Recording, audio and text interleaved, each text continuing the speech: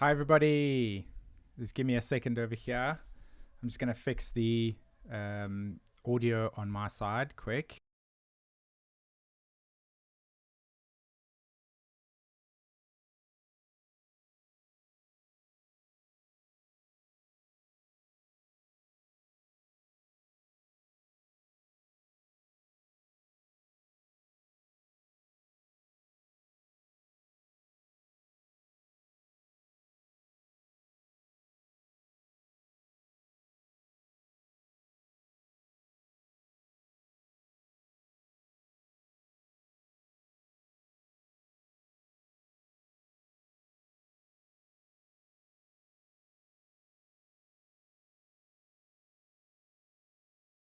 Hold on, the sound is muted over there. Give me a second, everybody.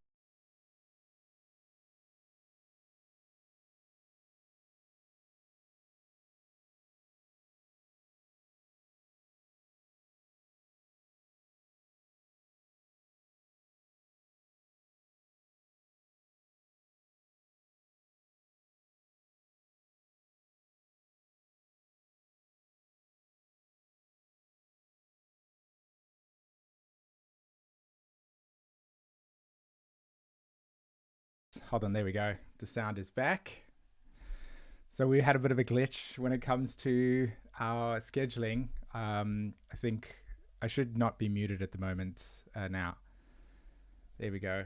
Sound should be back. Sound should be back. That's good. You're good. Yay. Fun times. Welcome to Sunday's live stream.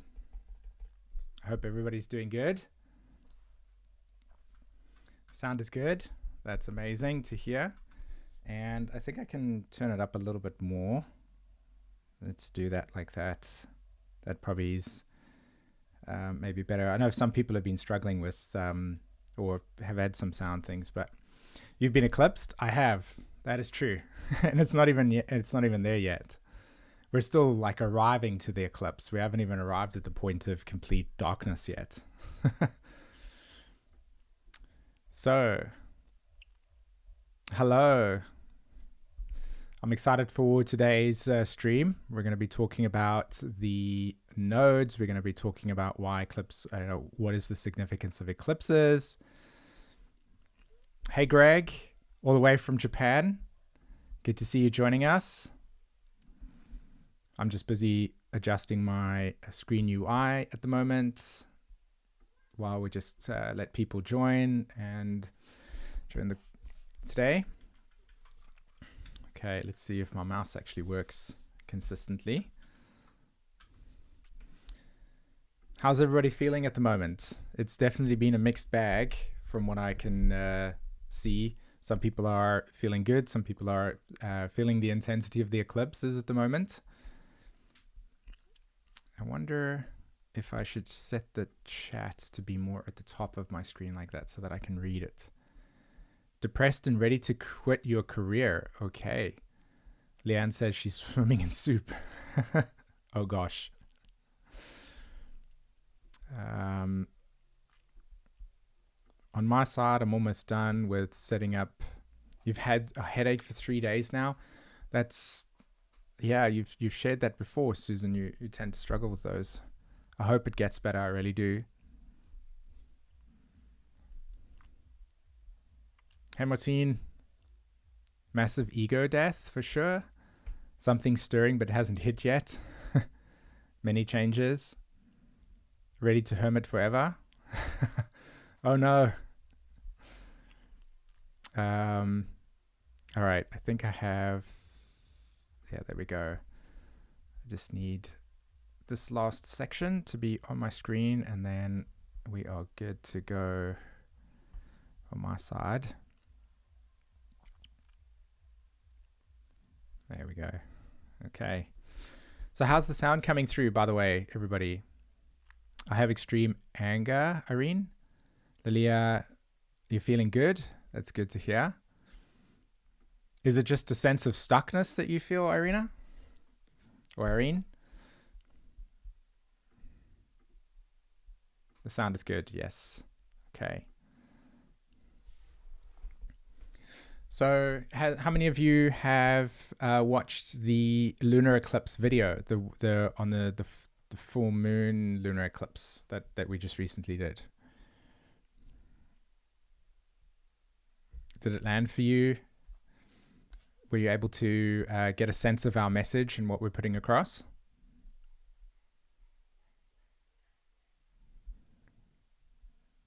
Not yet. That's good to hear, everybody. Okay. So that's my roadmap for today is I would like to talk about Pluto and the significance of Pluto, and I'm going to add in the nodes, and then I'm going to go on to talking about the significance of eclipses and why they are such powerful phases, why they have such significant weight energetically for us, and how we can take advantage of that. So that's kind of the theme for today that I want to be sharing. And then we'll also do some Q&A as well. Okay. So everybody had, okay, that's cool. That's good. I'm glad to have some feedback from our videos, so we know that we're landing. Okay.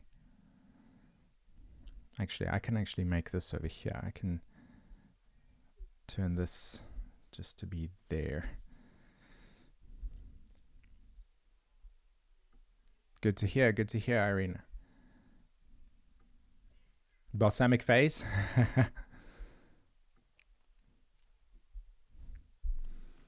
Hi, Simon. Just wondering about the new moon in Virgo at 29 degrees, what it means for me. I have Pluto in the 8th house at 29 degrees.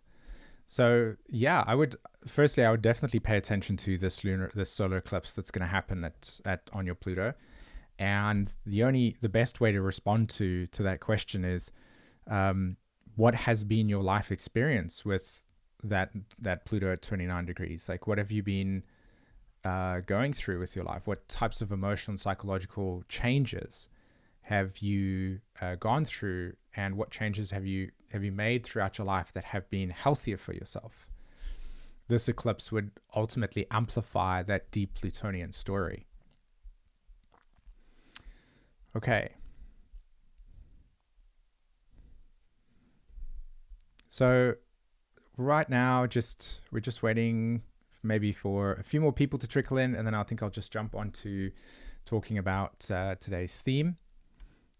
A good sense of who's hanging out with us today on our Sunday live streams.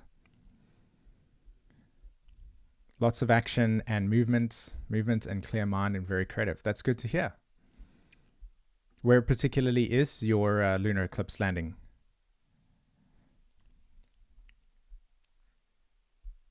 Okay. I wonder if the chat, if it's faster on my software that I'm using, because it seems to.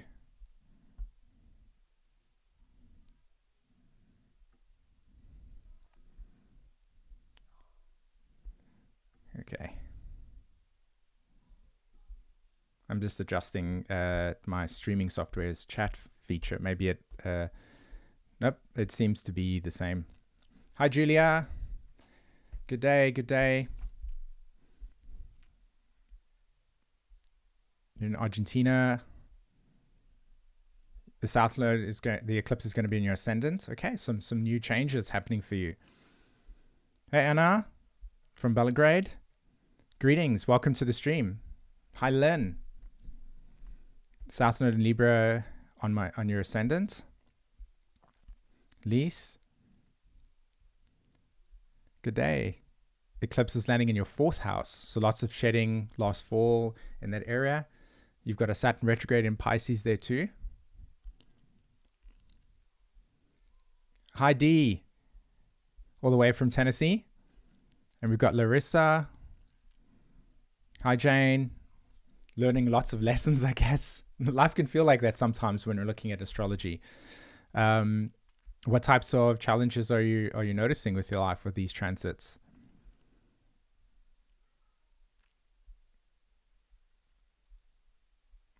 Pluto is going to be out of bounds for 10 years starting today, I believe. Yes, that is true. We actually talked about that in the Raising Warriors community the other day. Your eclipse is going to be landing on your MC, Anna. Okay. Julia, your Virgo Pisces ascendant. You're suffering. That's what Jeffrey Wolfgoon used to say. It would be like with people with planets in Virgo, like Saturn or planets in Virgo. Why am I always suffering? And it's definitely true. You can easily get into a mindset of Virgo. Why is the universe shitting on me?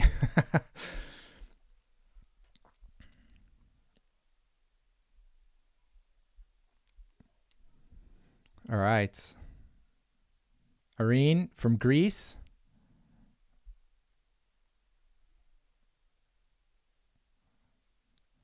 Om Rome. You've been stepping into uncomfortable zones with a sense of ease and almost what is happening. It's delightful.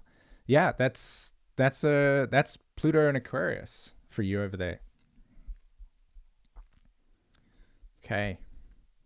So I think we can go through the theme for today, and then we'll just continue with some Q&A, some interaction, some asking some questions, etc. Hi, Lingua.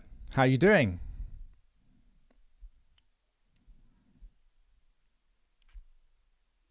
And we've got Greened. I hope I pronounced that correctly. By the way, peeps, like, just so you know, if I like terribly pronounce your name like terribly, or if it's awful, just I apologize. Okay. Your eclipse is landing in your 7th house conjunction Mercury. You've been having hopefully some positive recalibration of your own internal dialogue.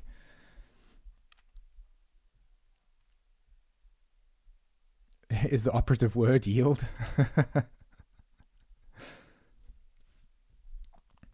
Okay. All right. So let me switch to the screen where, okay. So here we go. This is what we're going to be doing for today. Whoops. That changed that over there. Let's do that.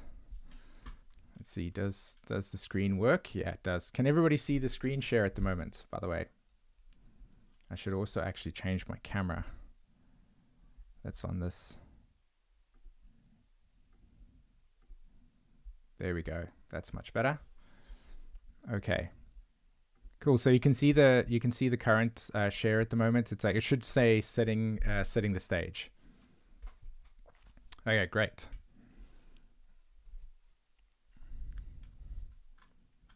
Good. Okay, so here's what I would like to do. I want to break down the essence of Pluto and its nodes as the context for evolutionary astrology, and then I want to tie it into why eclipses are so important and why they have such a significant effect on our lives, and in a way, how to actually take advantage of what is the theme that you will be going through and dealing with over the next 5.5 to 6 months.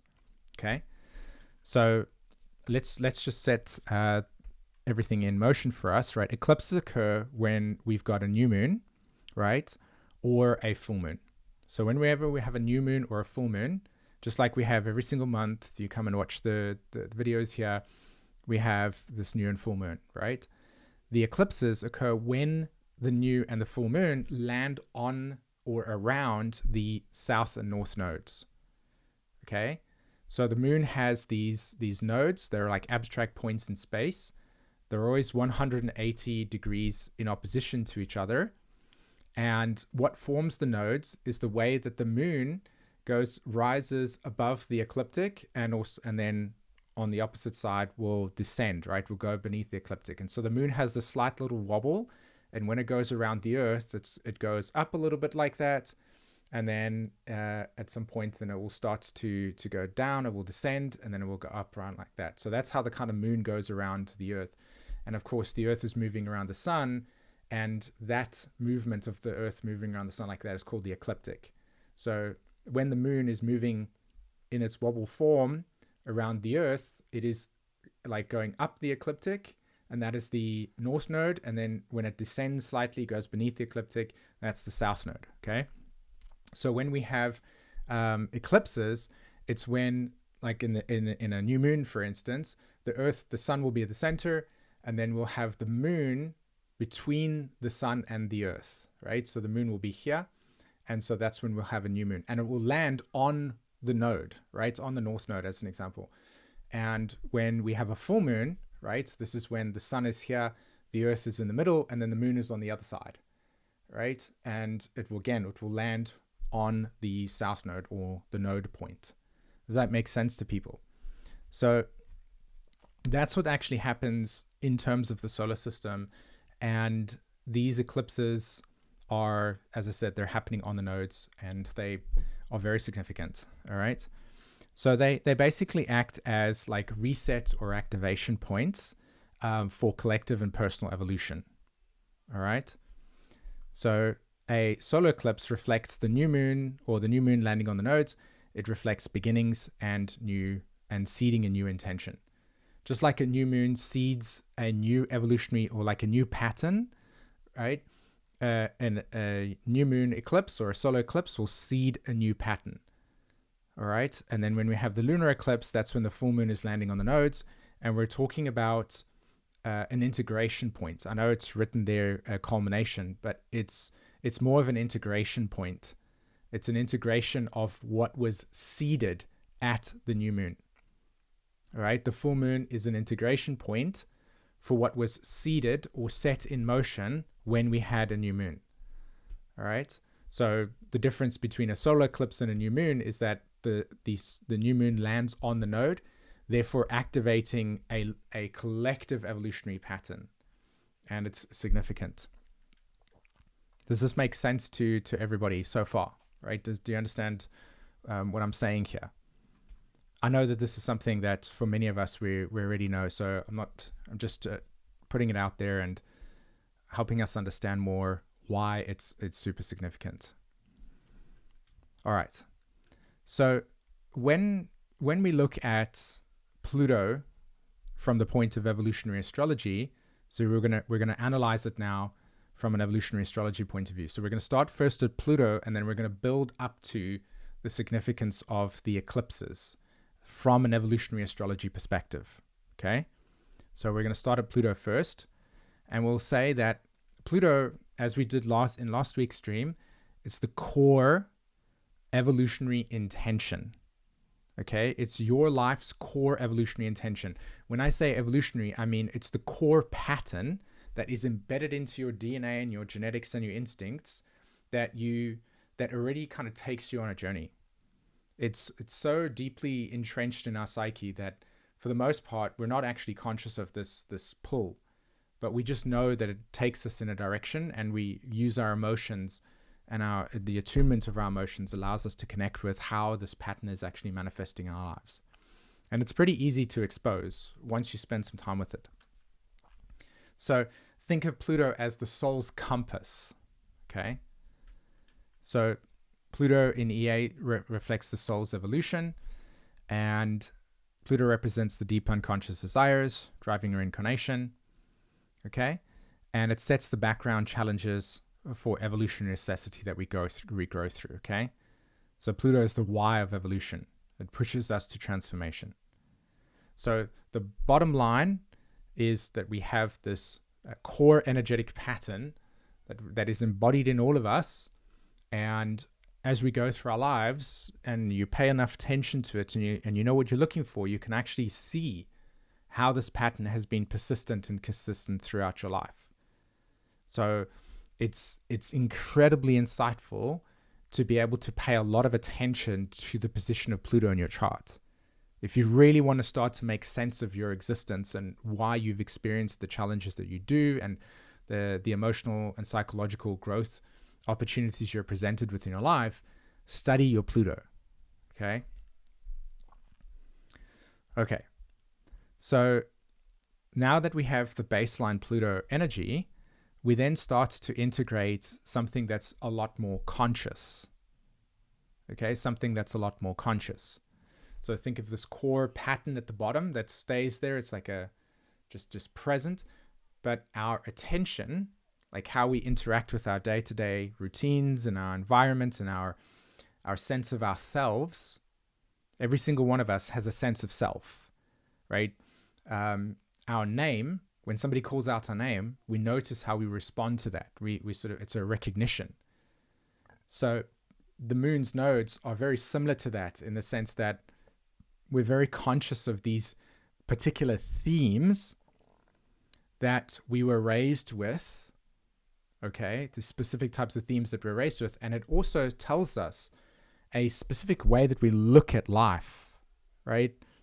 So it's like a lens that we share, or each of us has our unique lens that we're looking through.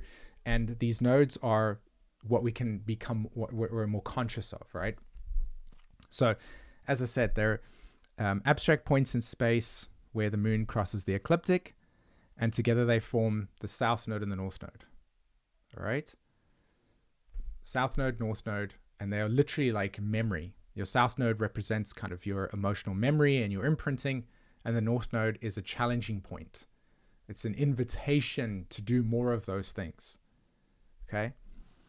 So in evolutionary astrology, we call this the axis, the evolutionary axis, prior life imprinting, family patterns, and your comfort zone. But I don't want to generalize this when I say like your comfort zone. What I mean specifically when I say like life imprinting, family patterns, if you spend some time like deeper reflecting on what types of certain responses you have towards life, right? Certain behaviorisms that you have, you'll notice that you would have picked up some of these patterns from your earlier life. Those themes, those environmental patterns that shaped you, right? They stack on top of us, and they drive our way of looking at life until we challenge them. Most of us are on an autopilot when it comes to these more subconscious patterns. And the reason why it's a comfort zone is because it's not something that life actually, or people or society actually invites you to prod and explore. It's only when we come into like deep psychological and emotional crises, and oftentimes when we're feeling that there's a necessity for growth in some way, which is, you know, not as often as what it can be, then we start to kind of look at certain patterns and say, oh, you know, actually, this is maybe something I would want to outgrow. So the South Node plays a very strong role in how we naturally default. It's like our default settings. When you buy your new phone, right, or any new form of technology, and you have these default settings, think of that as the South Node. And the nodes are exactly that. They're like they bridge our history to what is the potential. Okay, so North Node, growth edge, what's unfamiliar, what feels new, what feels uncertain. And then together they hold the themes of our evolution. Okay, so you have Pluto, which says, here's your compass, your trajectory is that way, and it's going to be a very strong energetic pull in that direction. And then you have the nodes that say, this is how you'll experience consciously that direction, that pull. So it's very fascinating. It's like incredibly insightful to have this like knife that just cuts straight through everything and tells you exactly what is the underlying emotional and psychological dynamics, or the way that you look at life and how you frame it. This is what this exposes, and it gives you a tremendous level of depth and insight into yourself and how your life is actually playing out. Okay. So the nodes and Pluto, again, as I said, hold a container like this of a path. Now, when we introduce eclipses to this axis, right, we start to see things like this.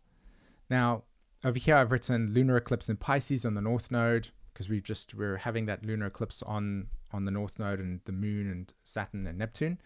When we have the lunar eclipse, you can now start to see that it's not just an ordinary full moon that's happening.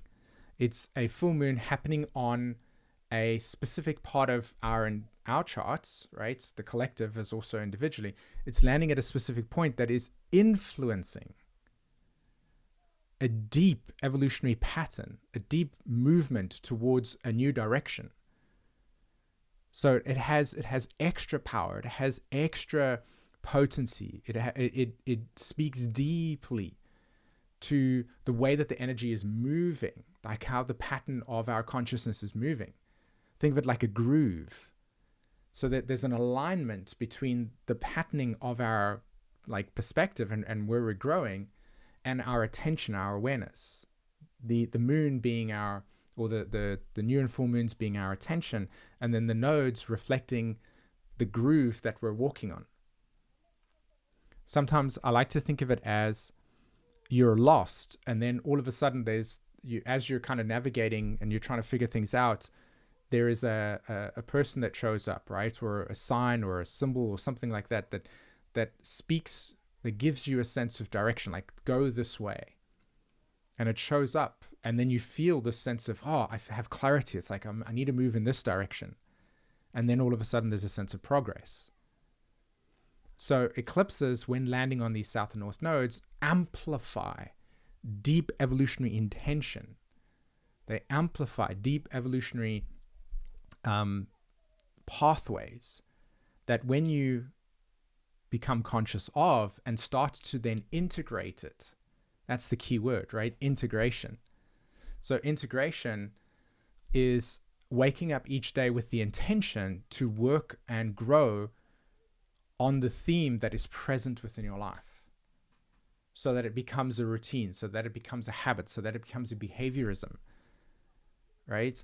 And it's you have to set that intention within yourself, and it has to be conscious. You have to wake up each day with the intent to give more and give energy to that theme that wants to develop or grow within your life. And the eclipses tell us what that theme is about. Okay? So the eclipses last 5.5 to 6 months, right? That's kind of the time period. And when we look at this period of time, this 5 to 6 months, what is occurring is that whatever the theme is that reveals itself during the eclipses, that becomes a pattern that holds us in a phase. It holds us in a frame, right? It holds like a frame, and it says inside this frame, here's the theme, and it's going to be held together for 5.5 to 6 months, right? So if you think about the location of Pluto currently in Aquarius being the evolutionary driver, the bottom line, then we can say that the evolutionary intention for the collective and individually for us, wherever our Pluto lands in our chart, right? That is saying, here's where we're being challenged to redefine what life is for us. What does life mean for you, right? What are your expectations? What are your perspectives? What are your current desires? What are your current inspirations? Pluto asks these deep questions. It wants to expose it. Now it's in the sign of Aquarius. So Aquarius says, let's reorder it. Let's change the shape. Let's break the boundary. Let's confront the comfort zone. Okay? Let's confront the comfort zone. So Pluto in Aquarius challenges us to redefine whatever house where Pluto is sitting in. Okay? And then we get the opportunity to explore and break those binds that we have, those pre-existing definitions. You know, it's so like vast, the spectrum of what Pluto can change within ourselves. But that's the underlying driver. It's like to challenge the known and to break into a new pattern. Now, this eclipse that happens, these eclipses that are happening here, they'll also land in specific houses for us, right? So let's say the south node lands in your 7th house, the north node lands in your 1st house. Okay, sorry, the lunar eclipse lands in your 7th, and the solar eclipse lands in your 1st. And then let's say you have Pluto in the 11th. So Pluto lands in your 11th house. That's the bottom line desire. This is a need to really reorder your, let's just keep it simple, like friends group, right? 11th house. Let's just keep it like what types of organizations, what types of groups do you want to belong to, and what types of friends you want to hang out with, okay? Your extended kind of group identity. So Pluto wants to challenge you there and say, where are there still pre-existing definitions that are holding you back, right? What are your aspirations? What would you like to grow into? What do you want to see for yourself? Pluto in the 11th house. Now, the lunar eclipse that happens in your 7th might bring you a message that says the way that you relate or feel related to 7th house is needing to change in order for you to grow beyond and to step into a more empowered version of yourself. Right? So Pluto will bring the context of the 7th house into, the lunar eclipse will bring that context of that 7th house into your Pluto story. Then when we have a solar eclipse, right, the solar eclipse might present you the inspiration to begin exploring new activities, begin challenging yourself, begin taking on new experiences, first house, right? To say, where can I take up space in a completely new way? Right? What feels new for me? Where am I excited to put my energy in a way that I've never done it before? What types of new social groups could I find myself engaging in that will then ultimately redesign and reorder the friends group that I have defined myself through for, say, the last 10 years, right? Just giving an odd abstract number. So the Pluto will say reordering friend dynamics, group dynamics. The lunar eclipse that happens in your 7th house says you're being asked to really challenge the way that you relate and how you are related to 7th house. And then you go over to the North Node and, not the North Node, the solar eclipse, and the solar eclipse brings you the potential for new exciting experiences and the desire to want to engage in them, which then automatically begins to reorder and challenge your friend dynamic or friends group dynamics. Okay. So let's put it to this way. This is what's happening, right? When you use the evolutionary axis, this is how the evolutionary patterns actually evolve. It's this kind of pattern of what is Pluto asking you to challenge?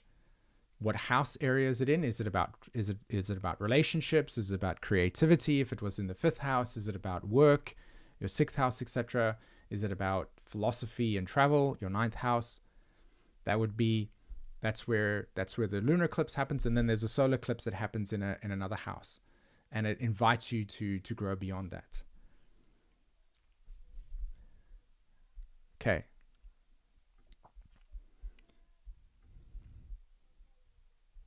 So in this conversation over here, the 3 points that I'm talking about are Pluto, right? That's somewhere in your chart. That's going to be the underlying desire. Then we have an eclipse, right? We have 2 eclipses. The lunar eclipse, that will land somewhere in your astrology chart, whatever house that's in. That will tell you specifically how that Pluto is operating for you individually. And then you will look to the solar eclipse, wherever that lands in your chart, and you'll see that that's where some new potential, new experiences, new possibilities are being asked for you to grow into. These eclipses ultimately redefine and reshape the way that the Pluto is being actualized, the way that the Pluto is being evolved, as it were. Okay, for some of you that are not familiar with evolutionary astrology, I know that can be a lot to take in. It's great that the live stream is recorded, so you can always come back to it. But what I'm showing you here, what we're exploring and exposing, is that each and every one of us has an evolutionary pattern that we have individually in our lives, and being able to, we have access, we can look at what that individual pattern is about and what your growth potential is about. That's what this pattern exposes and allows us to see or illuminates. Okay. And I mean, this is in your natal chart anyway, right? You have a Pluto position in your chart. You have a south node in your chart. You have a north node in your chart. So this trinity is already in your natal chart. The only difference is we're just looking at where the planets are today. Okay. Irene, you doing the immersion classes? Amazing. You will absolutely 100% be able to benefit and get what I'm talking about over here as well. Have you already joined the group, or are you going to? Just be mindful that the immersion, to sign up for the immersion, ends at 12 o'clock Pacific time. Oh, you're going to. Bengal, you've already enrolled. That's amazing. I'm excited to be teaching you EA. That's cool, Irene. Just make sure that you do that before 12 p.m. Pacific time, okay? Why is Pluto so relevant in this eclipse? That's a great question, Isabel. So Pluto is relevant all the time. It no matter if it's eclipse or not. So even in a new moon or a full moon or whatever transits are occurring, Pluto is always significant. Now, in the context of what I'm talking about here, and what I'm putting across is that when you try to understand the eclipses, or when you want to ask yourself the question, what is the importance or significance of eclipses? Just generally, right? All of us are going to be like, oh, where's the eclipse landing for me? Look to the location of transiting Pluto in your chart, because that Pluto is telling you what's actually evolving. The eclipses are just telling you what the theme looks like, but the actual evolution itself is happening with the location of Pluto in your chart. That's right. Pluto is the background that the eclipse is happening. So Pluto, as I said, the example I had was Pluto was in the 11th house of the astrology chart, like the transiting 11th house. So whoever has Pluto transiting the 11th house, Pluto wants to expose and challenge the path of empowerment for you here, right? It wants to say what types of friend groups, what types of aspirations, what types of people do you surround yourself with that are aligned with your values, that are aligned with your aspirations. So that's your core theme. Then if the lunar eclipse lands in your 7th house, that core theme will be specifically happening through the context of relationships. But if you had somebody that had Pluto transiting the 11th house, but the lunar eclipse was happening in, say, their 4th house, not the 7th, it wouldn't necessarily be through relationship dynamics. It would be more through the context of the home, the context of the self-image, the context of this person's deep emotional security, right? So the eclipses, because they are connected to the nodes, tell us a more conscious, it tells us the theme, whereas the Pluto is the baseline evolutionary intention for all of us. So eclipses catapult our evolution of our soul story told through Pluto and the nodes. Yes, that is amazing. I love that you got that, Irene.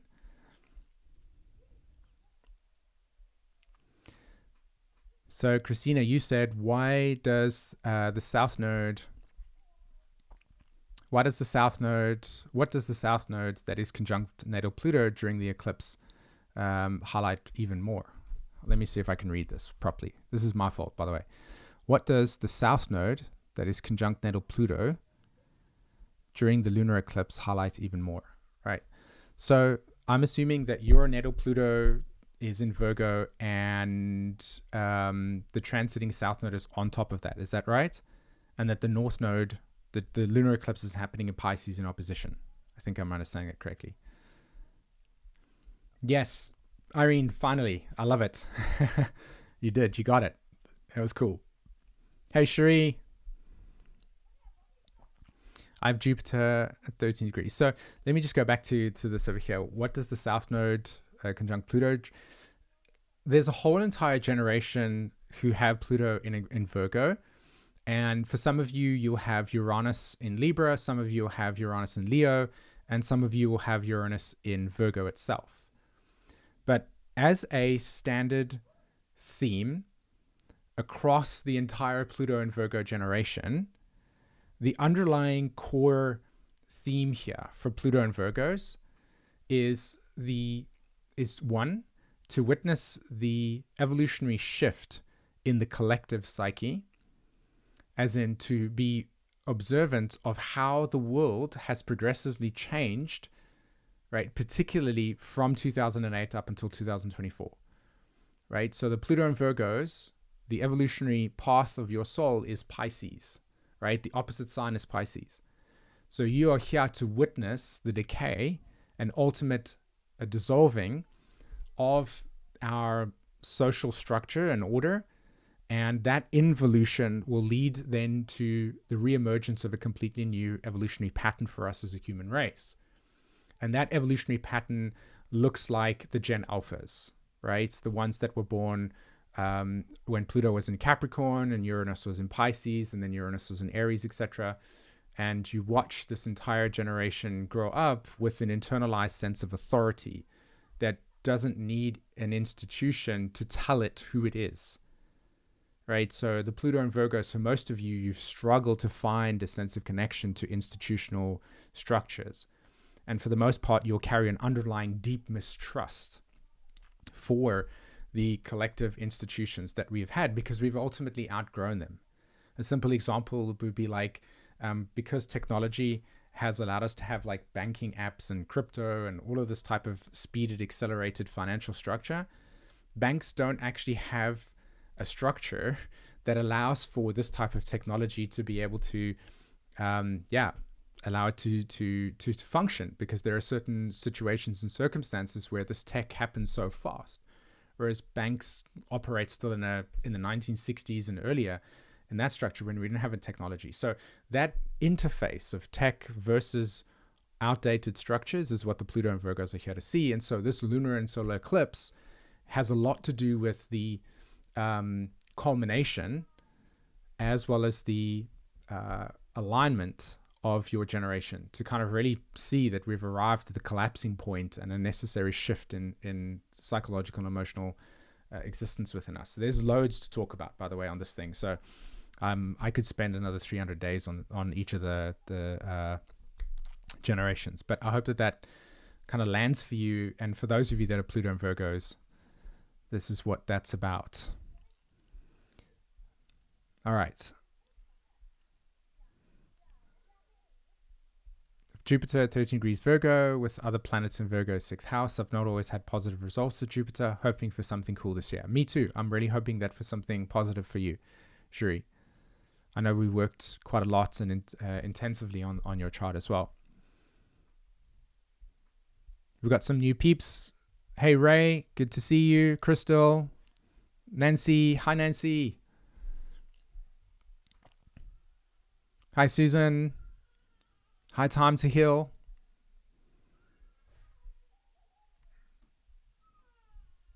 Hi, Nostro.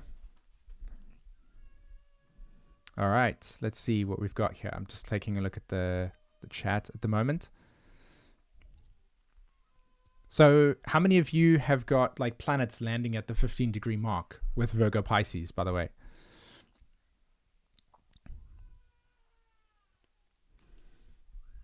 Hi, Gizem.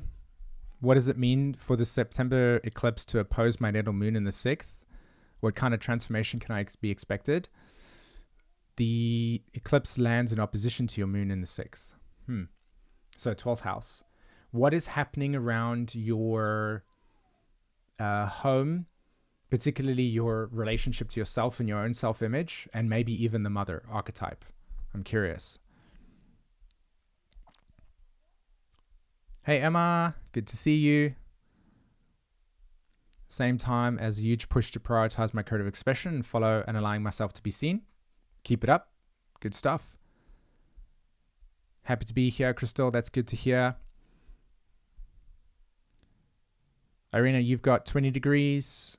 Nostra, you've got 14 sun. Okay. So your sun side's at 14 degrees Pisces or Virgo? Must be Pisces if I read correctly then.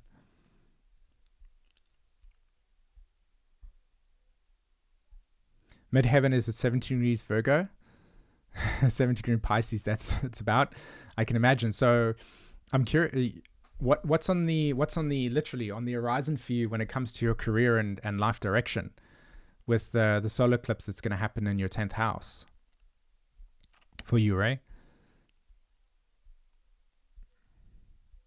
Bengal, Pluto's at 14 degrees in your 9th house. All right. Have you got any desires to travel or to like new forms of education? What type of inspirations coming your way regarding expanding your horizons and your mind? Kitty Phone Tarot. What about all the planets retrograding back at the end of this year? I love to talk about retrograde planets because you've enrolled in the course, Bengal. That is amazing. I love it. I'm excited to teach you EA. When planets enter new signs, okay, so like Neptune's entered a new sign. We've got Saturn entered Aries, Neptune's entered Aries. Tell me, just quickly give me an update, guys. Does Uranus retrograde back into Taurus again at 28, 29 degrees? Either way, so Saturn, Neptune. Okay, so Uranus goes back into Gemini, to Taurus again. Okay, so they're going to retrograde. What happens is when planets move into new signs, but they're moving in and then they retrograde back into the previous sign. Think of it like this. How many of you have been to like the beach, right? The ocean. And you'll stand where the water is like, here's the water, and you'll stand just right at the beginning, like right at the edge, and you'll be like, oh, it's too cold to go into it, so I don't want to get myself like wet. And so you just kind of put your feet at the edge and you let the water just like touch your feet, and then it goes away, and you generally tend to react. It's like this interesting, weird thing that we as human beings do when we allow ourselves to go to water, and then we're like dipping our toes in, and then we move backwards, right? That's what happens with retrograde when planets retrograde out in and out of signs. We move into it, but we're excited about the potential and the possibility of what that energy is, and it shows up like water on a shore. Like it shows up, but then it recedes back. So we emotionally and psychologically get a taste of what Saturn and Neptune and Aries is about. But then when the planets retrograde back, we almost kind of go back to a sense of familiarity that we've been experiencing. And in Neptune's case, that it's been in Pisces for like 14 years or something. It feels like we're going back to something that feels very familiar. Saturn going back into Neptune, into Pisces, will feel familiar. To be like, whoa, I've been here before for a long time. What's very interesting and fascinating to me is that when we emotionally recognize the energy shifting back into the planets or into those signs, it's not the same feeling of, oh, I wish I could stay here. It's more like, this feels outdated because I've had a taste of what Aries is about, right? This new beginning's about.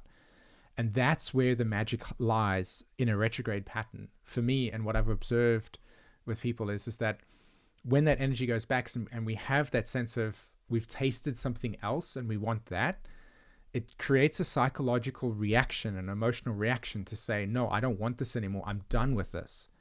And that's how we sort of close up or end and finish up that retrograde cycle. And we're ready to kind of like catapult ourselves into and embodying this new energy that's taking place. So that's what happens when planets retrograde back. We get a little bit of a taste of that old energy, and there are certain themes that might come back into our lives, but they feel very foreign and outdated and distant, but we know that we've experienced it before. But we don't want to continue to have that into our lives, and so we sort of make amends, we cut things out, and we're eventually saying goodbye to that energy. It's like a final goodbye, as it were. It's almost like the same feeling as a reunion, right? We go back to this energy, but we haven't been there for a while. It feels exciting, but yeah, at the same time old. It is a closer. That's literally what happens. So think of the end of the year as a kind of very big closure and a desire to move forward. Okay.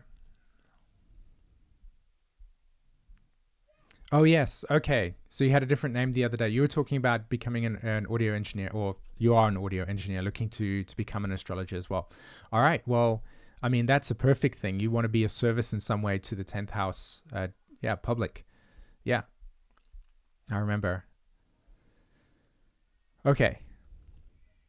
AJ, you got 16-degree Virgo ascendant and sun sign. Okay. So this is going to be huge for you. Nancy, 6th and 12th house, Virgo Pisces axis, also going to be important for you. right on my Mercury. I'm noticing my inner dialogue, which is crazy, by the way. Mercury retrograde. Well, it's just conditioning. You know that, right? You know that. It's a great placement. The Mercury retrograde really wants you to heal that inner dialogue and ask you to be like really loving and caring towards yourself. And I know that you've got that capacity.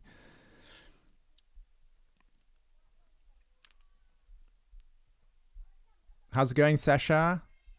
Your sun sign's at 7 degrees Virgo in the 11th house, sitting with a few degrees from Virgo Jupiter. I'm feeling all the words. That's good to hear. Definitely with sun in the 11th house, their desire to kind of decondition yourself from a lot of Virgo dynamics, right? What is this lunar eclipse what is the lunar eclipse conjunct my moon in the 11th house? So I would say that, again, whenever the moon is involved in your life and it's being activated, this is how you emotionally identify with yourself. So the moon is the part of us that feels the most safest, right? We hide where our moon sign is. We feel most comfortable with our moon sign. So if this eclipse is happening, this is a great opportunity to really look at how you emotionally identify with your own individuality. Emotionally identify moon with your individuality. Aquarius, right? What separates you from other people? What separates you from yourself? What types of aspirations or desires or dreams do you have about your life that you've maybe put on hold or that you're not looking at? Or where have you been putting yourself aside, moon in Neptune, moon in Pisces, for the idea of something greater? And this might be an opportunity to really connect with a deeper connection with yourself. Like, what are your aspirations? What are your drives? What are your instinctual intentions and what you want to fulfill within your life, JC? Okay. Joanna, you've got 16 degrees Pisces, so that's on the opposite side for me. Okay. So loads of people.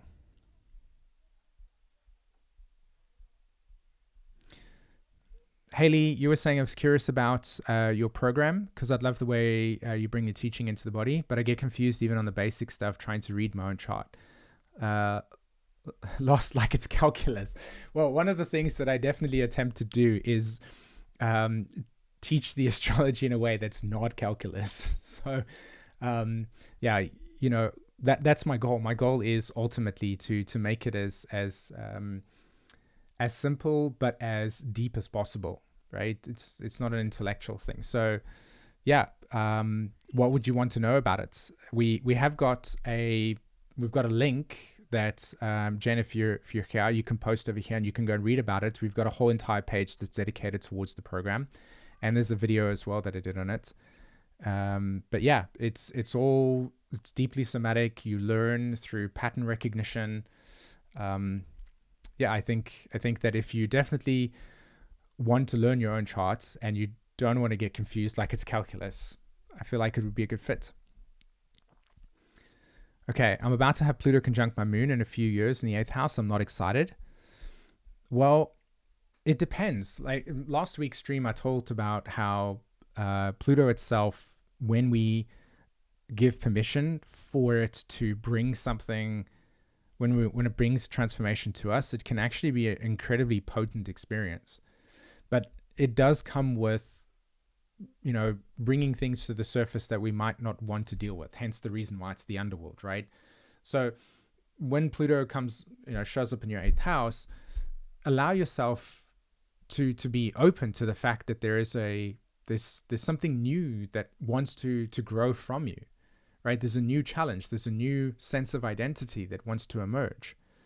And the more that you're open to the idea of allowing a new emerging identity to take place, a lot of the experiences that you'll go through will actually feel more like things being given to you to amplify that change rather than things being taken away from you. Although it can absolutely feel like something's been taken away. Amy, Melissa, eclipses are happening in the 5th.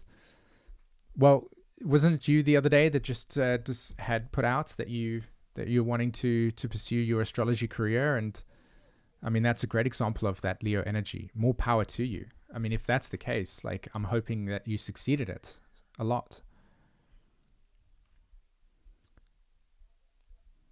The universe is speaking with such precision. Both mine are suddenly eclipsed by themselves. That explanation. Yeah, I know it can feel like that sometimes, especially when we're overwhelmed by the uncertainty of things. Yeah, just you don't have to be a professional astrologer. You can just use it for yourself. I mean, that's a great way to use astrology.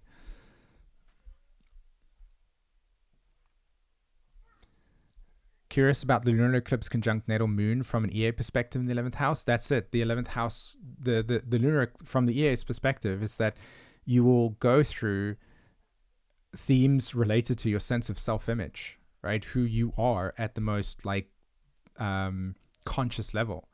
So that moon in the 11th house says you're here to completely break away and decondition yourself from any rules and regulations and expectations that you might have wrapped around your sense of identity, and particularly around Piscean themes of overwhelm, themes of lostness, disorientation, and mostly sacrifice. So my intuitive assumption here, which is what I said, was how are you learning to take up space for yourself and bring into reality what it is that you want? Okay. Let's close that over there.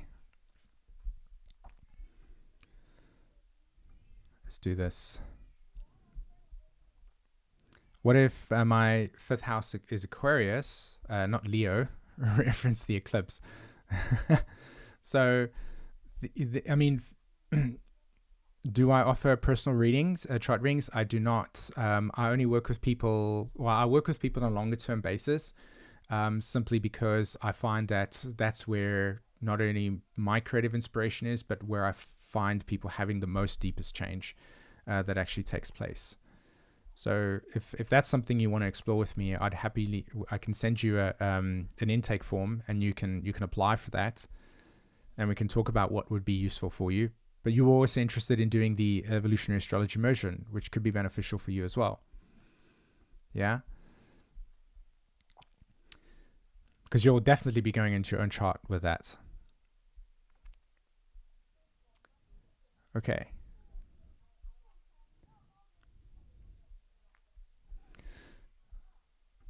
Let me go over here. Oh, hold on. You need to change the resolution. Can I even change the resolution on the stream at the moment? I'd forgotten that I'd changed it. No, I can't. Okay.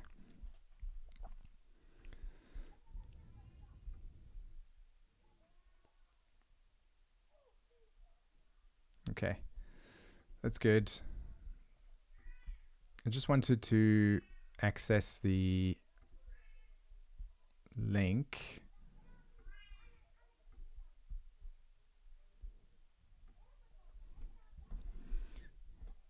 Where's the chat? So here's the Evolutionary Astrology Immersion, and it's going to close at 12 p.m. Pacific time. Okay, so for those of you that are still interested in wanting to join me and learn about your chart and study EA with me, there's the link for that.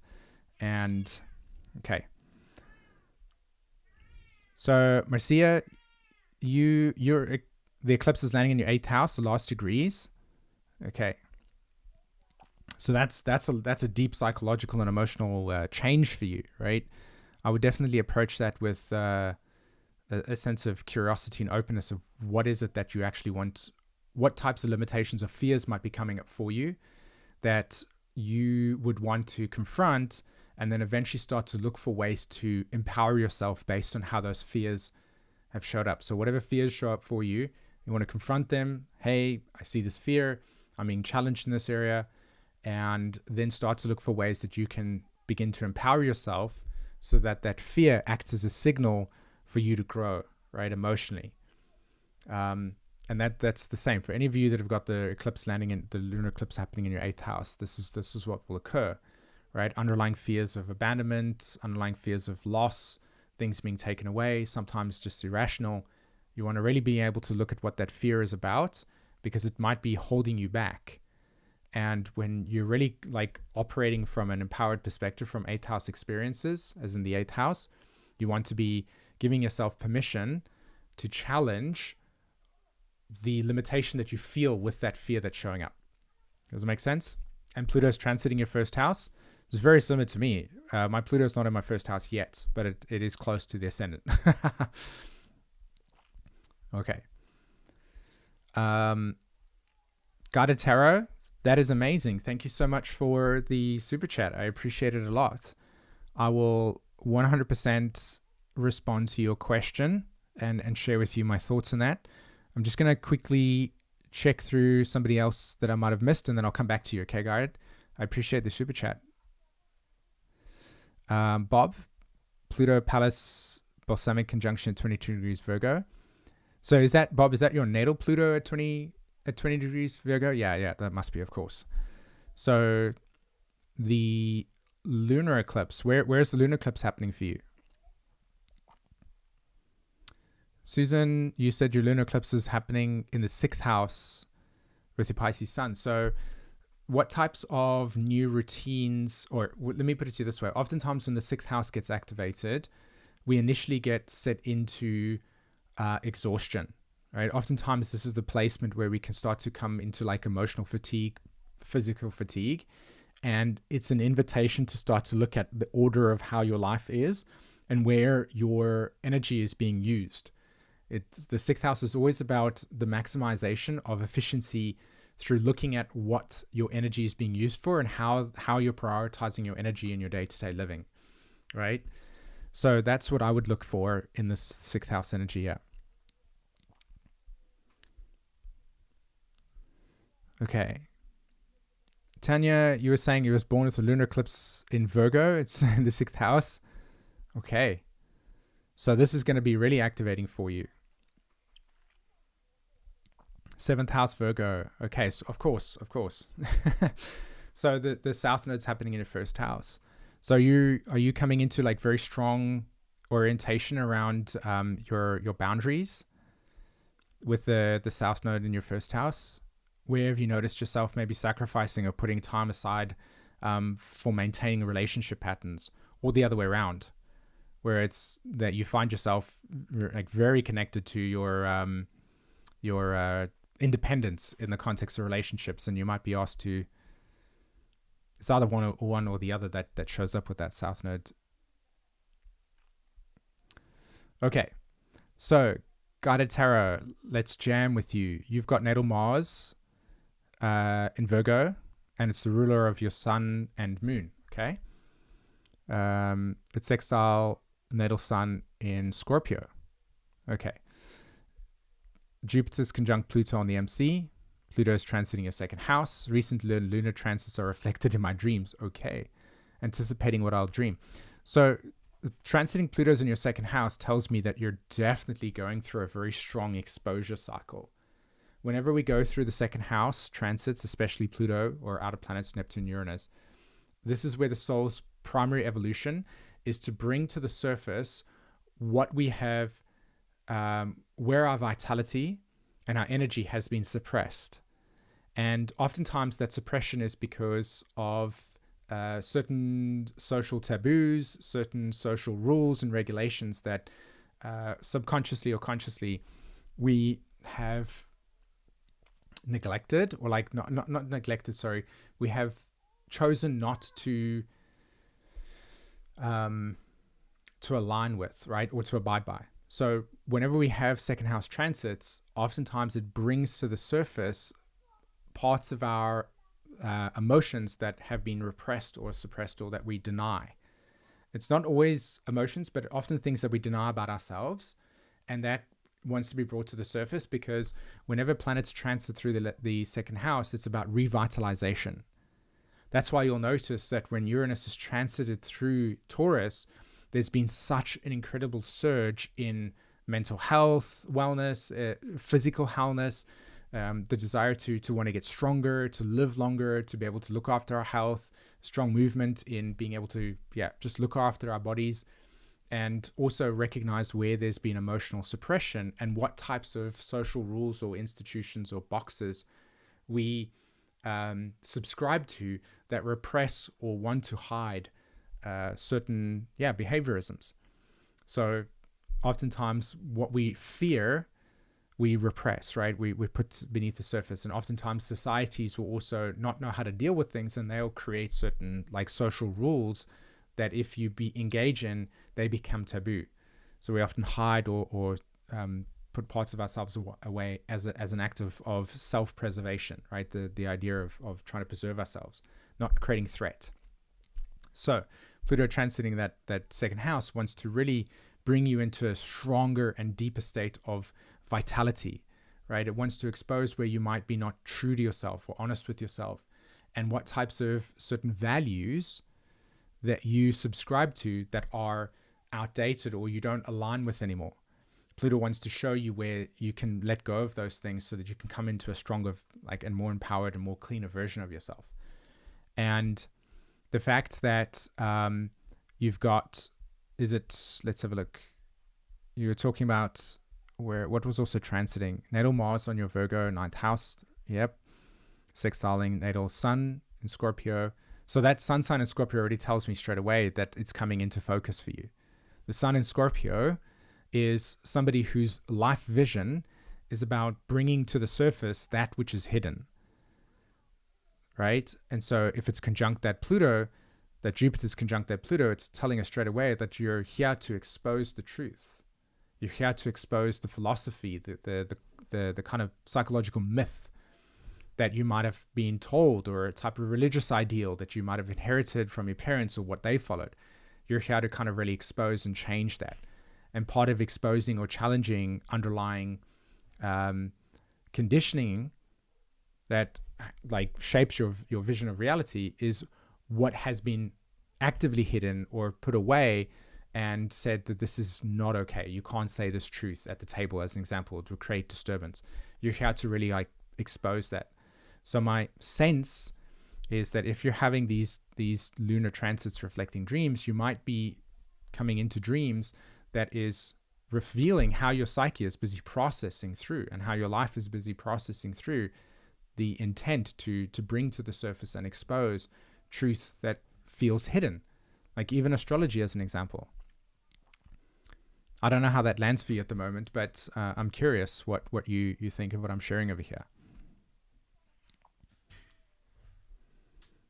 I hear kitties. I need to get to the live. Is that on my side over here? Because the cat was outside the door. I do tend to ignore your feelings. I was led to believe that they were not important. Okay, so there is what I'm talking about, right? I was led to believe that they were not important. So that's the Pluto-Jupiter thing that I'm talking about, right? It's that kind of, I was led to believe this, and now my Sun in Scorpio says, is this true for me now? Is that true? And so that Pluto transiting the second house wants to revive and allow you to feel again, to be able to be more connected with your body and more connected with your truth and more connected with a philosophy that aligns with what makes reality real for you. Does that make sense? Okay. Kronos and Kairos, or Kairos. Kronos and Kairos, because it's Greek for Uranus and Saturn. Is there something we can do to help this process? What do you mean when you say help the process?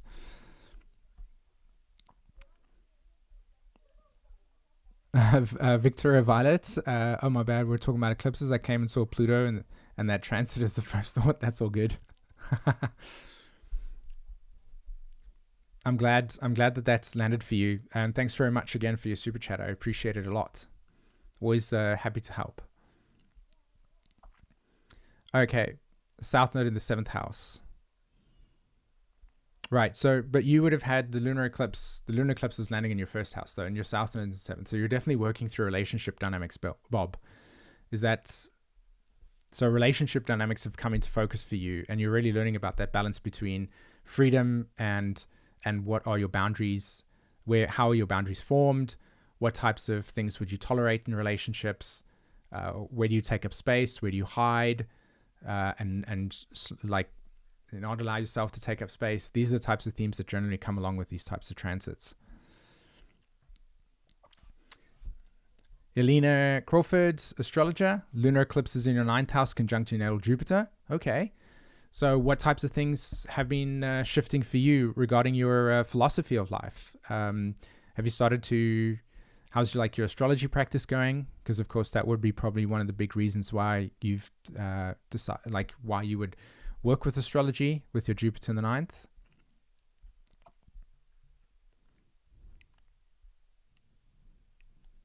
Jamila, you said that you've got a stellium in Virgo in the 2nd house and Chiron in Pisces in 14 degrees in the 8th Western tropical chart. Inside real, it's in the 7th. Which one lands for you, by the way? Do you find that you can get information and useful data and information with both systems?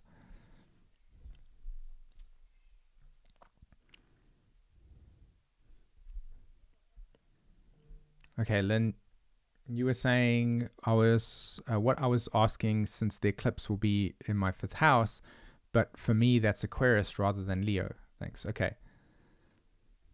So your Aquarius, your Aquarius rules your 5th house cusp, but you have Virgo in the you've got Virgo over there. So your lunar eclipse lands in the 5th house, but it's ruled by Aquarius. Is that what you're saying? Okay, that's amazing to hear, Elena. And yeah, exactly. Your entire philosophy, what your time's about, what your value of your content's about. That's good to hear. Which chart system do I use? I use the house system Porphyry, which is a preferred house system in evolutionary astrology taught by Jeffrey Wolf Green. But it doesn't mean that that EA says that you can only use that one, but I use that house system Porphyry. Definitely been working on boundaries and learning to take up space, which I'm glad about. That's a very important thing to do when you've got 7th house themes. Been hiding for a long time. Sometimes that hiding pattern is because when you were growing up and you're around certain people, somebody would have taken up more space than you, and you've learned that it was safer to not take up that space. And so that pattern can sometimes just be persisting with us, right? Pluto, just finishing a Pluto transit, your Mars skip step in the 11th house, Capricorn. Okay, so you're into EA as well, which is amazing to hear. So you also have Mars skip step? Join the club. I have a Mars skip step too. Mine's in Virgo, which is where the solar eclipse is going to hand. The lunar eclipse lands in opposition to my Mars skip step. It sounds to me that you're really working through deconditioning yourself, Mars in the 11th house, from a lot of rules, expectations, and demands that you feel that you carry in the context of relationships. So my assumption here is that when you're growing up, you felt that you needed to take care of people in the context of relationships, which has then put yourself aside, and you didn't learn how to develop healthy self-acceptance of what space you need. And so you probably then play out the pattern of giving too much of yourself and not taking up your own individuality, which leads to an imbalance, right? I'm happy to hear that, Jelena. I'm not sure, Simon. Well, either way, it's going to land in your 5th house, right? So what I would say to you that the lunar eclipse landing in your 5th is that this is a time, your 5th and 6th house, this is a time to really take up space around what it is that you want to say, right? If it's the 5th house energy, it's like taking up space around what it is that you want to say.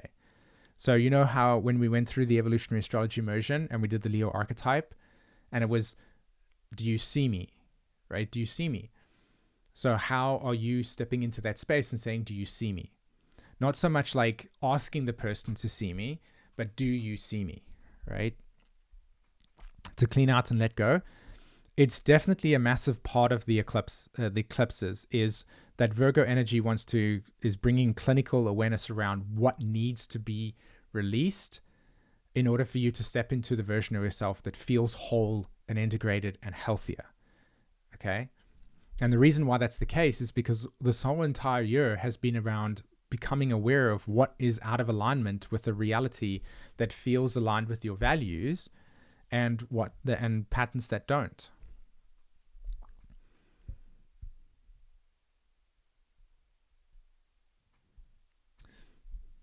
Which is quite enough. Time to heal. I have no squares to Pluto, but my sun.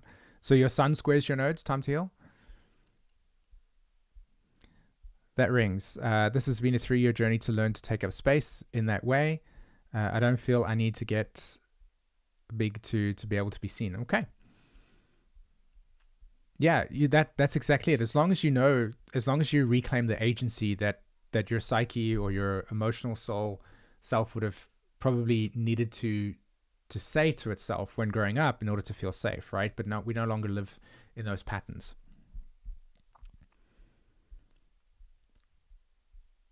Okay, so rock the world with that, Lynn. Mercury squares your nodes, time to heal. So my comedy and my sarcasm here would be like, okay, so which version of yourself is speaking when it's got Mercury square the nodes? It's like there's two different voices. That's a joke, by the way. I'm just kidding.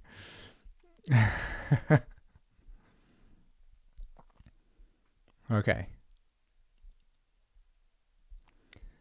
Vibe Sharif, let's check it out. Lunar eclipse on my natal moon at 16 degrees Pisces, 4th house, and progressed ascendant conjunct my natal sun or natal sun 10 degree Capricorn, 2nd house. Okay. So lots is changing around your sense of identity, I imagine, right? Reordering your relationship to yourself and how you nurture yourself. What do you prioritize as important when it comes to the idea of safety? And then ultimately what it is that you consider your home to be. That would be the themes that I would say are very strong with this lunar eclipse.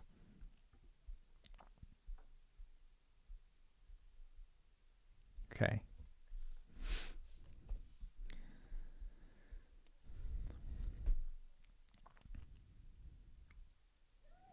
All right.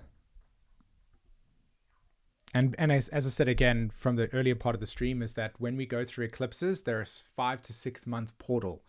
So whatever themes show up for us now, whatever themes show up for you now during this eclipse, that will stay and linger for the next 5.5 to 6 months, and you'll consciously be needing to engage with that theme. And then over the 5.5 to 6 month period, that's when the potency and the power of this eclipse will be fully seen, right? You've got Mars skip step in the 10th house. Yeah, I remember that. Nancy, the sun quintiles the node in the 10th. How does that aspect play out for you, by the way?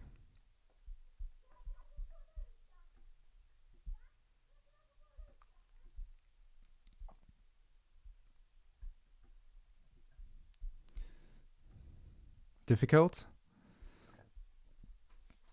How does it challenge you? The portal is so important to remember, that's right. Okay. So last call for the Evolutionary Astrology Immersion peeps. Those of you that want to study astrology with me, particularly the entire Evolutionary Astrology curriculum, we've got the immersion that's starting this week. So to sign up for that, we're going to be closing that at 12 p.m. Pacific time, all right? So we'll post the link over here if those of you that are still interested or have been thinking about it. We're going to be closing it up today. So make sure you check that out one more time before we begin. I'm excited to be able to teach those that have signed up for it already. Okay. So subtle spiritual energies from previous mastered lifetimes. Oftentimes that generally shows up like that. Yeah. The sacred geometry numbers. Absolutely. Yeah, they're pretty powerful.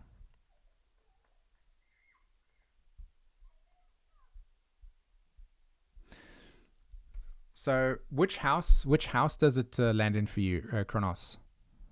Eclipses happen Pisces on my Pisces sun sign, South Node conjunct. Okay.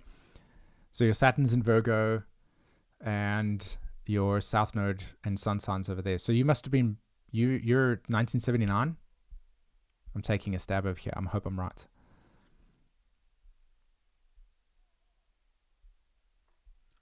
What is the skip step? Absolutely, yeah. You don't trust who you are entirely. Okay. Okay. Sweet. I got that right. So Which house was it, by the way? Yeah, happy to have you on in the stream. It's good to see peeps from all over the world. Is it how's the weather in Brazil at the moment? 90-degree squares of building aspects. That's right. Often tension as well. Didn't you see my comments? Sometimes I think YouTube hides my comments. Oh, I'm sorry about that, CV.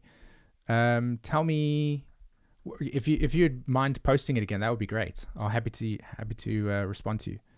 You don't know yet? Okay. Let's think about it. Eclipses. Here's what happens. Generally speaking, with the conjunction of the sun on the south node in Pisces and this eclipse, what I would do is I would just pay attention to the themes that the kind of, what are you noticing about your immediate environment and your life over the last week, right? Really pay attention to the things that are happening in your life over the next 2 weeks, right? But specifically around, I mean, obviously up until the 21st of September, which is when the solar eclipse happens. So for the next month, really pay attention to what you want to do with your life and what type of aspirations, what type of values do you hold within yourself, right? What is the things that are mattering to you? And then use this eclipse pattern as an invitation to see what priorities do you subscribe to that are out of alignment with the values and the dreams and aspirations that you do want to have for your life. Okay. So that can be something that just over the next month and a half, just pay attention to what is your thinking patterns like, right? What is the perspective that you have about your life or hold about your life that might be challenging your sense of, connection to what's true for you, what feels right for you. Okay, you're from the Netherlands? Rock and roll. Okay, you said this eclipse is conjunct your natal moon. What does it mean when the north node and eclipse is on your natal moon in the second house? Okay, so the first thing that I would say, because I'm not sure of your entire evolutionary pattern, but if you're going to have this eclipse land on your moon in the second house, the themes around your sense of what do you value in your life, right? So that's the first thing I'd say. What are the things that you actually value within your life? What are the things that are really important to you? Okay? And then ask yourself the question, how do I prioritize making those values a very strong part of my life? Okay?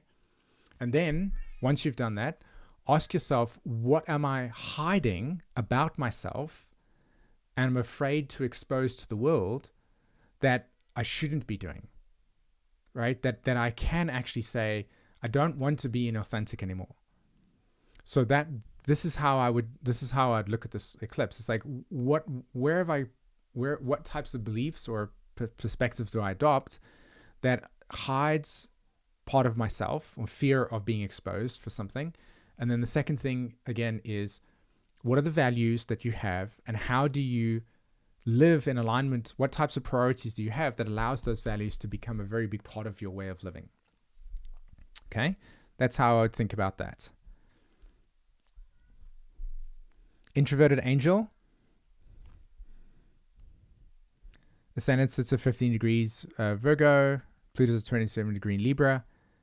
Been going through it with my health. Okay.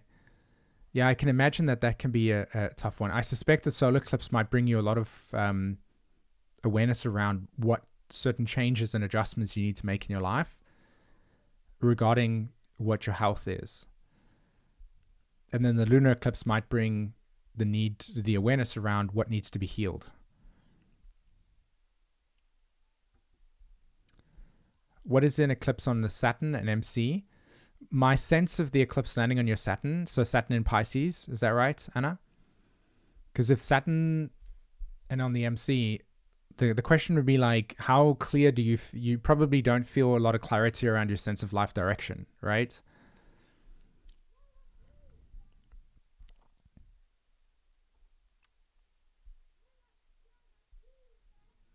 Oppose Pluto in the fourth.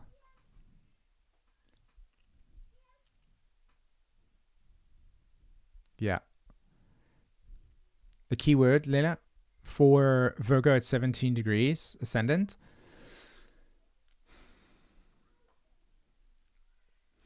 Accept your, I would say, allow yourself to be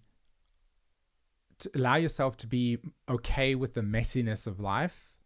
That's the first thing. Allow yourself to be okay that things don't have to always be perfect. That your sense of value or self-worth is not linked to how well you perfect things or how well you show people how you're perfect. That's internally for you, because you'll show other people that you're spiritual and very Pisces, but internally you probably struggle with a lot of sense of feeling of failure or not being able to be good enough. And what I would say is change the narrative to, what am I looking to become good at? What do I want to build in my life that feels meaningful?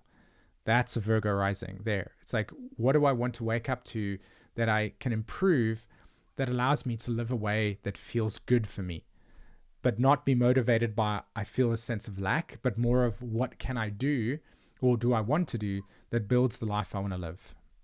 That's for you, Leila. Okay.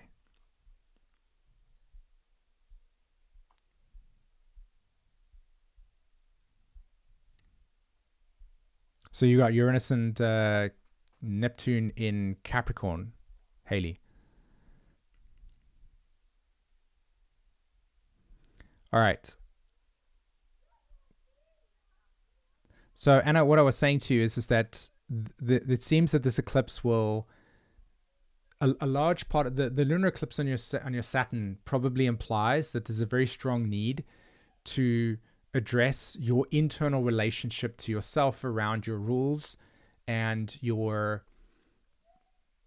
if it's Saturn, it's like, what grief do I carry? Okay.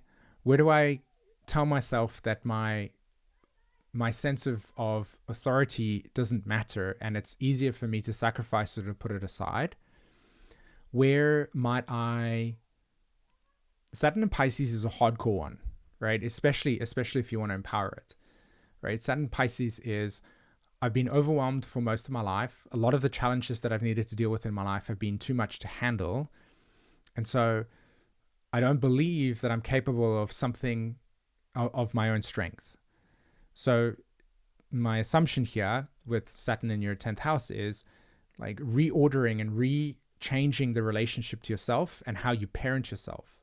So where are the messages that say you're failing at this, and how can you change that to a parent that actually feels motivational? Okay. It's Neptune and Capricorn at 10 degrees, yeah.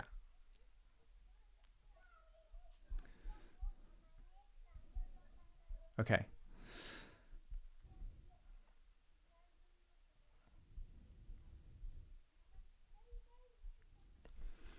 All right, peeps.